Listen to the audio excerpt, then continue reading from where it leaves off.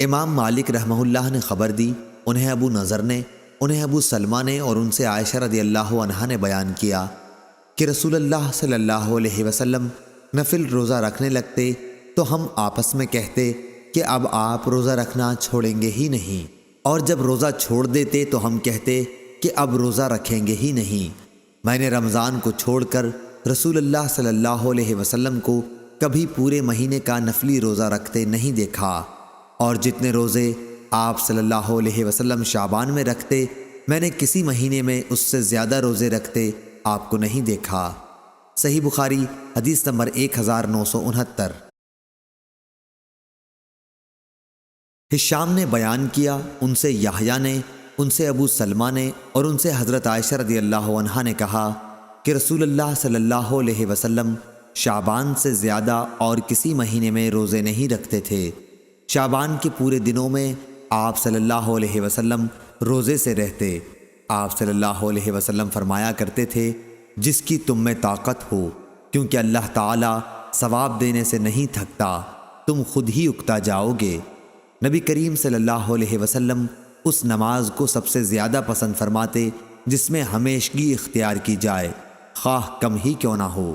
چنانچہ حضرت صلی اللہ علیہ وسلم جب کوئی نماز شروع کرتے تو اسے ہمیشہ پڑھتے تھے۔ صحیح بخاری حدیث نمبر 1970۔ ابن عباس رضی اللہ عنہ نے بیان کیا کہ رمضان کے سوا نبی کریم صلی اللہ علیہ وسلم نے کبھی پورے مہینے کا روزہ نہیں رکھا۔ آپ نفل روزہ رکھنے لگتے تو دیکھنے والا کہہ اٹھتا کہ بخدا اب آپ بے روزہ نہیں رہیں گے، اور اسی طرح جب نفل روزہ چھوڑ دیتے تو کہنے والا کہتا کہ واللہ اب آپ روزہ نہیں رکھیں گے۔ صحیح بخاری حدیث نمبر 1971۔ محمد بن جعفر نے بیان کیا، ان سے حمید طویل نے، اور انہوں نے انس رضی اللہ عنہ سے سنا، آپ نے بیان کیا کہ رسول اللہ صلی اللہ علیہ وسلم کسی مہینے میں بے روزے کے رہتے تو ہمیں خیال ہوتا کہ اس مہینے میں آپ روزہ رکھیں گے ہی نہیں۔ اسی طرح کسی مہینے میں نفل روزے رکھنے لگتے تو ہم خیال کرتے کہ اب اس مہینے کا ایک دن بھی بے روزے کے نہیں گزرے گا۔ جو جب بھی چاہتا حضرت صلی اللہ علیہ وسلم کو رات میں نماز پڑھتے دیکھ سکتا تھا، اور جب بھی چاہتا سوتا ہوا بھی دیکھ سکتا تھا۔ سلمان نے حمید طویل سے یوں بیان کیا کہ انہوں نے انس سے روزے کے متعلق پوچھا تھا۔ صحیح بخاری حدیث نمبر 1972۔ حمید نے خبر دی، کہا کہ میں نے انس رضی اللہ عنہ سے نبی کریم صلی اللہ علیہ وسلم کے روزوں کے متعلق پوچھا۔ آپ نے فرمایا کہ جب بھی میرا دل چاہتا کہ آپ صلی اللہ علیہ وسلم کو روزے سے دیکھوں تو میں آپ کو روزے سے ہی دیکھتا، اور بغیر روزے کے چاہتا تو بغیر روزے سے ہی دیکھتا۔ رات میں کھڑے نماز پڑھتے دیکھنا چاہتا تو اسی طرح نماز پڑھتے دیکھتا، اور سوتے ہوئے دیکھنا چاہتا تو اسی طرح دیکھتا۔ میں نے نبی کریم صلی اللہ علیہ وسلم کے مبارک ہاتھوں سے زیادہ نرم و نازک ریشم کے کپڑوں کو بھی نہیں دیکھا، اور نہ مشک عبیر کو آپ کی خوشبو سے زیادہ خوشبودار پایا۔ صحیح بخاری حدیث نمبر 1973۔ عبداللہ بن عمرو بن عاص رضی اللہ عنہ نے بیان کیا، آپ نے فرمایا کہ رسول اللہ صلی اللہ علیہ وسلم میرے یہاں تشریف لائے، پھر انہوں نے پوری حدیث بیان کی، یعنی تمہارے ملاقاتیوں کا بھی تم پر حق ہے اور تمہاری بیوی کا بھی تم پر حق ہے۔ اس پر میں نے پوچھا، اور داؤد علیہ السلام کا روزہ کیسا تھا؟ تو آپ صلی اللہ علیہ وسلم نے فرمایا کہ ایک دن روزہ رکھنا اور ایک دن بے روزہ رہنا صوم داؤدی ہے۔ صحیح بخاری حدیث نمبر 1974۔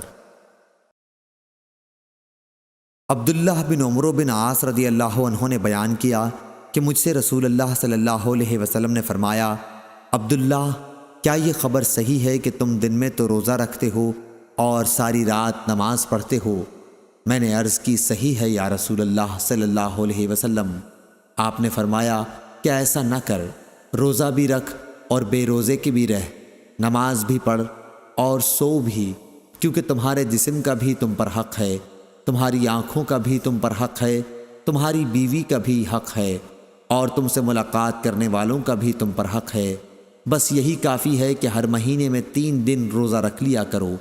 کیونکہ ہر نیکی کا بدلہ 10 گنا ملے گا، اور اس طرح یہ ساری عمر کا روزہ ہو جائے گا۔ لیکن میں نے اپنے پر سختی چاہی تو مجھ پر سختی کر دی گئی۔ میں نے عرض کی، یا رسول اللہ صلی اللہ علیہ وسلم، میں اپنے میں قوت پاتا ہوں۔ اس پر آپ نے فرمایا کہ پھر اللہ کے نبی داؤد علیہ السلام کا روزہ رکھ اور اس سے آگے نہ بڑھ۔ میں نے پوچھا، اللہ کے نبی داؤد علیہ السلام کا روزہ کیا تھا؟ آپ صلی اللہ علیہ وسلم نے فرمایا، ایک دن روزہ رکھتے اور ایک دن بے روزہ رہا کرتے تھے۔ عبداللہ رضی اللہ عنہ بعد میں جب ضعیف ہو گئے تو کہا کرتے تھے، کاش میں رسول اللہ صلی اللہ علیہ وسلم کی دی ہوئی رخصت مان لیتا۔ صحیح بخاری حدیث نمبر 1975۔